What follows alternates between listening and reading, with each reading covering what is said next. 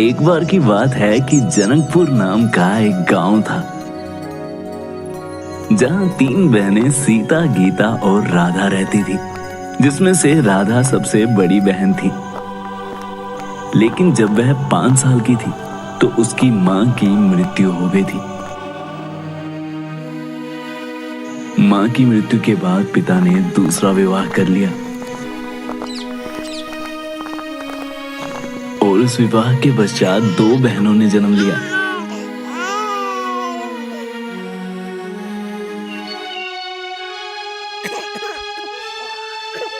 जिसका नाम सीता और गीता रखा गया। बचपन में वो तीनों बहनें आपस में ही मिलजुल कर रहती थी, लेकिन जैसे जैसे सीता और गीता बड़ी हुई, दोनों के व्यवहार में परिवर्तन होने लगा। वह राधा को अपनी सौतेली बहन समझने लगी। जैसा उनकी मां राधा के साथ व्यवहार करती थी, वे दोनों बहनें भी वैसा ही करने लगी।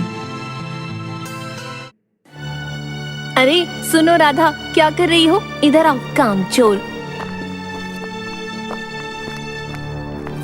हाँ बोलो सीता, क्या हुआ?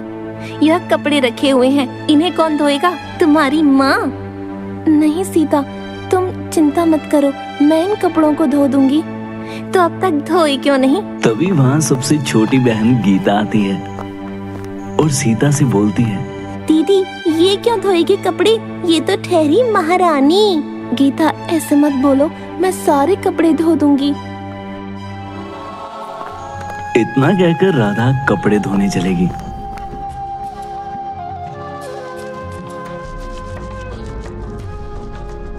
राधा ने सारे कपड़े धो दिए और वह थक हार कर बैठ गई थी। तभी वहां उसकी सौतेली मां आई और बोली, क्या सोची रे तू? बस कपड़े धोने से तेरा काम खत्म हो गया क्या? चल उठ, बर्तन धो। बर्तन क्या तेरा बाप धोएगा? नहीं माँ, नहीं अभी धोती हूँ। तो अब तक धोया क्यों नहीं? मेरे बोलने का इंतजार कर रही थी। नहीं माँ, नहीं। यह कहकर राधा बर्तन धोने चली गई। राधा बर्तन धो ही रही थी कि उसके हाथ से एक कप नीचे जमीन पर गिरकर टूट गया। तभी सौतेली माँ वहां पहुंची और बोली, अरे वाह महारानी, तुम्हें तो मैंने बर्तन धोने के लिए बोला था, लेकिन तू तो इन्हें तोड़ने पर लगी हुई है। नहीं माँ, वह मैंने जानबूझकर नहीं तोड़ा। एक तो बर्तन तोड़ती है और ऊपर से मुझसे जबान लड़ाती है। इतना कहकर वो राधा को मारने लगती है। नहीं, रहने दीजिए, मत मारिए। नुकसान किया है तो पिटाई खाएगी नहीं। तभी वहां दोनों बहनें पहुंचती हैं। क्या हुआ माँ? कुछ नहीं, देखो महारानी ने बर्तन तोड़ दिए हैं। अरे माँ, ऐसे मारने से कुछ नहीं होगा। इसे अंधेरे से डर लगता है ना, इसको कमरे में बंद कर दीजिए।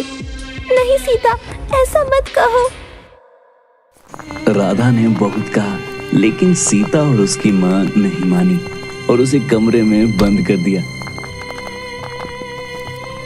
राधा कमरे में अंधेरा होने की वजह से रोने लगी। राधा रो ही रही थी कि तभी उसे एक आवाज सुनाई देती है, राधा, राधा। कौन कौन कौन है वहाँ? सामने आओ। राधा की आवाज सुनकर एक बूढ़ी औरत उसके सामने आ खड़ी होती है। क्या हुआ राधा, मेरी प्यारी बच्ची, तुम क्यों रो रही हो? आप कौन हैं और यहाँ क्यों आई हैं? राधा, मैं एक मददगार बूढ़ी औरत हूँ और मैंने तुम्हें रोते हुए देखा। मुझे पता है तुम बहुत तकलीफ में हो, इसलिए मैं तुम्हारी मदद करने आई हूँ। बताओ तुम्हें क्या परेशानी है? हे बूढ़ी माँ, मेरी समस्या बस इतनी सी है। जब मेरी माँ जीवित थी, वह मुझे बहुत प्यार करती थी और उनकी मृत्यु के बाद मेरे साथ मेरी सौतेली माँ के द्वारा बहुत ही बुरा बर्ताव किया जाता है और मुझसे घर का सारा काम भी करवाया जाता है। तो बताओ मेरी बच्ची, मैं क्या करूं? आप बस इतना कीजिए कि जो मेरी सौतेली माँ है वह मुझसे अच्छा व्यवहार करें तथा मुझे घर का काम न करवाएं और मुझे पढ़ने दें। मैं भी अपनी जिंदगी खुशहाली से जीना चाहती हूँ। ठीक है, मैं तुम्हें एक जादुई बीज दे रही हूँ जो कि जल्द ही एक पौधे के रूप में बदल जाएगा। और इसकी खास बात ये है कि जब तुम इस पौधे के आगे खड़े होकर अपनी समस्या इसे बताओगी, यह पौधा उस समस्या का समाधान कर देगा। इतना कहकर बूढ़ी औरत अदृश्य हो जाती है। चलो मैं इस बीज को लगा देती हूँ। इतना कहकर राधा उस बीज को अपने घर के बगीचे में लगा देती है।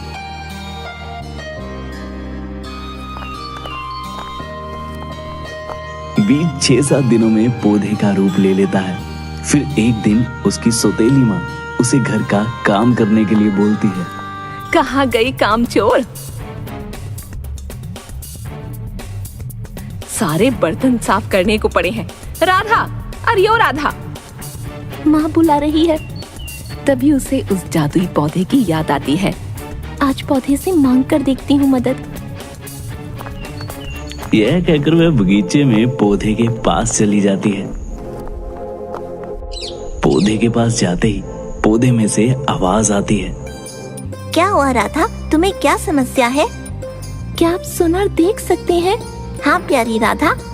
हे प्यारे पौधे, मेरी माँ ने मुझसे घर का काम करने को कहा है। उसे करने में मेरी मदद कीजिए। बिल्कुल, मैं तुम्हारी मदद अवश्य करूँगा, क्योंकि मददगार बूढ़ी औरत ने मुझे तुम्हारी मदद के लिए ही बनाया है। इतना कहकर पौधा घर के सारे काम जैसे बर्तन धोना, कपड़े धोना, झाड़ू लगाना इत्यादि सारे कामों को पूरा कर देता है। धन्यवाद पौधे, मेरी मदद करने के लिए बहुत बहुत धन्यवाद। अब मैं पूरे दिन घर के कामों में ना उलझकर पढ़ाई भी कर सकूंगी। और इस तरह जादुई बूढ़ी औरत के द्वारा दिया गया पौधा हमेशा राधा की मदद कर देता है और राधा घर के कामों को करने की बजाय पढ़ाई करने लगी। ये सब देखकर उसकी दोनों बहनें उससे जलने लगी और उसे परेशान करने के लिए वो दोनों तरह तरह के तरीके ढूंढने लगे। कभी वो उससे अपने पैर दबाती तो कभी वो उससे घर के सारे काम करवाती, लेकिन फिर भी राधा परेशान नहीं होती और जादुई पौधे की मदद से सारा काम आसानी से कर लेती। एक दिन गीता, इस राधा का कुछ तो करना होगा।